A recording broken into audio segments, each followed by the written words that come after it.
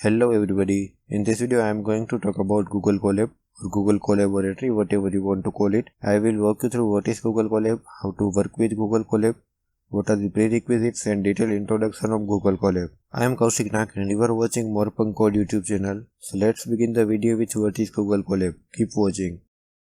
Simply explained, it's an online version of Jupyter Notebook hosted by Google on Google servers. For those who are not familiar with Jupyter Notebook, it's an open source software for programmers which allows to run complex code by dividing into small pieces. Or I can also run all the code line by line if I want to. In Jupyter Notebook, I can also document my code or write simple code explanation within the notebook itself. I can also embed visualizations, chart and tables and all that kind of stuff directly in the notebook, which is not possible in most of the IDEs or text editors. It is mostly used in learning, data science, AI related tasks and more. So it's a feature-rich program and you will find all these features in the Google Colab.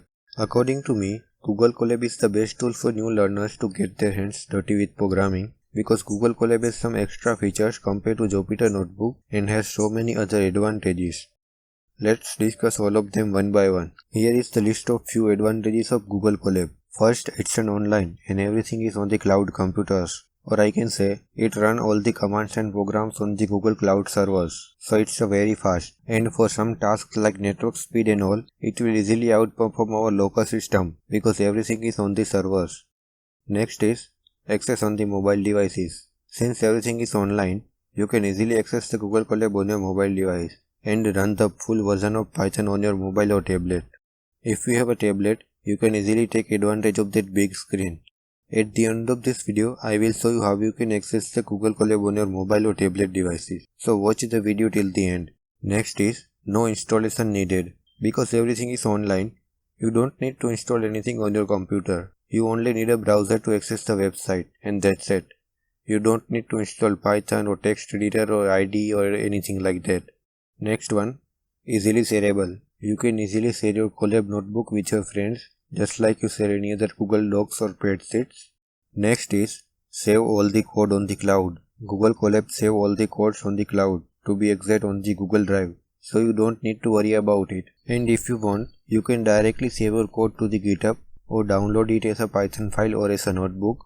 Next is good hardware. Google provides the best hardware configuration for Google Colab. You will get 12 GB of RAM, 100 plus GB of disk space, and which is more than sufficient for most of the tasks. And top of that, you will get the support of GPU and TPU.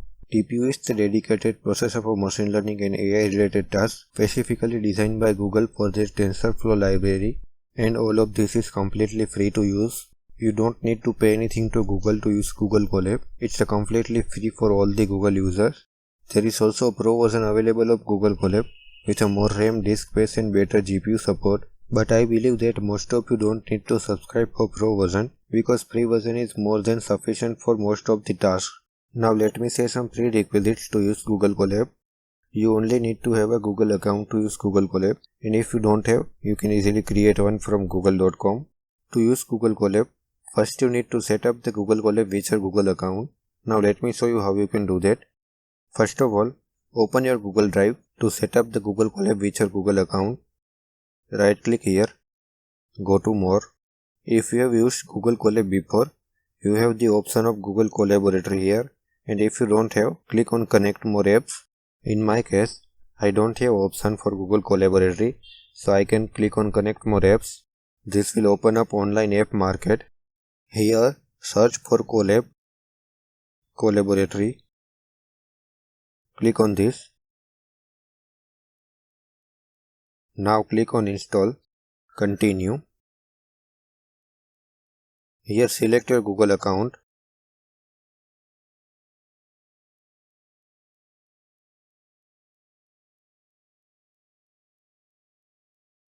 OK, done. Close this window now. Now if you right click, go to more, you will find the option of Google Colaboratory here. Click on that. This will create a brand new notebook for us in the Google Colab tutorials folder on Google Drive.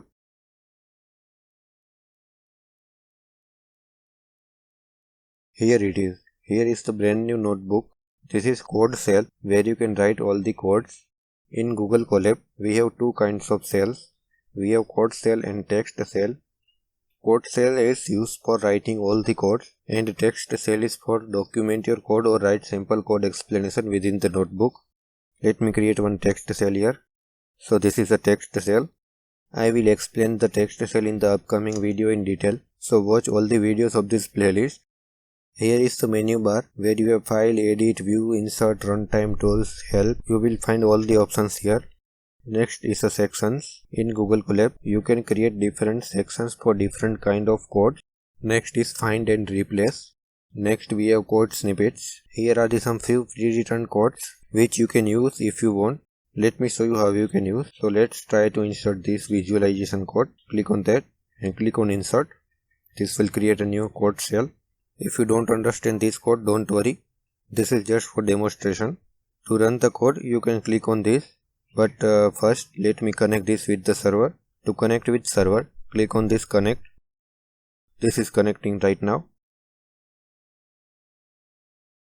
And it's connected right now. If you can see, we have 12.6 GB of RAM and 107 GB of disk space.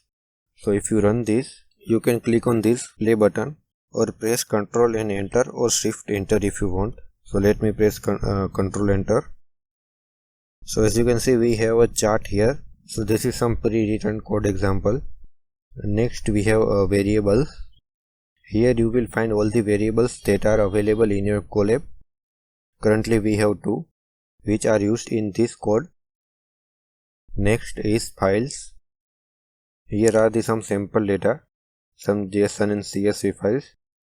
Next is command palette. Here is the list of all the commands that you can use in the Google Colab. If you are trying to find some functionality and don't able to find it, you can easily find here. So let me close this now. Next is terminal. To get the access of a terminal, you need to subscribe for Google Pro. But in the upcoming videos, I will show you how you can run terminals command without Google Pro. Here we have file menu. All the options are available here. Save copy as GitHub, download and all that. New notebook, open notebook, upload notebook, edit. Next we have edit, view, insert, runtime and all that. I will walk you through all these options in the upcoming videos, so don't worry about that. And here is the setting. You have a theme option, editor, Colab Pro, GitHub and all these options here. So let me close this now. Now let me show you how you can access the Google Colab on your mobile devices.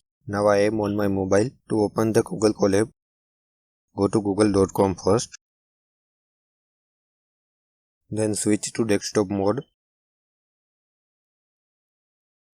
Open the Google Drive from here in the browser.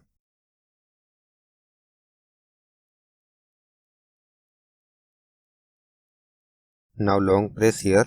You will get this menu. Click on more. Here is the Google Colaboratory option. Click on that. Here it is. Click on that. This will create a brand new notebook. So here we have the notebook. Let me connect this with the server. And it is connected now. If you can see the hardware specification, we also have 12 GB of RAM and 107 GB of disk space here. Now let me write something here. So let's run this now. So as you can see, I got hello in the output.